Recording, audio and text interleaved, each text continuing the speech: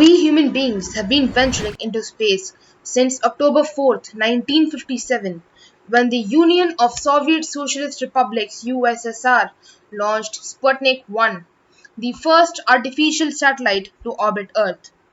This happened during the period of political hostility between the Soviet Union and the United States, known as the Cold War. Many believe this turned out to be the basis of space exploration in the world, and many such missions, civilian and military, have been launched around the world where USA, NASA, India's ISRO, and Europe's ESA have been at the forefront.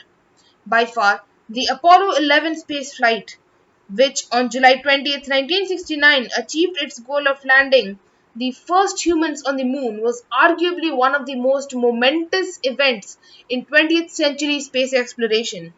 More than 50 years of human activity in space have produced societal benefits that improve the quality of life on Earth. Future space exploration goals call for sending humans and robots beyond low Earth orbits and establishing sustained access to destinations such as the moons, asteroids, and Mars. So, what were some key moments in space exploration? Well, here they are. The USSR sent Yuri Gagarin into space from Baikonur Cosmodrome, Kazakhstan in a Vostok spacecraft. He made a single orbit of Earth in 108 minutes, traveling at more than 17,000 miles an hour. The achievement was reported at the time as a blow to the Americans, who had reportedly hoped to be the first to launch a man beyond Earth's atmosphere.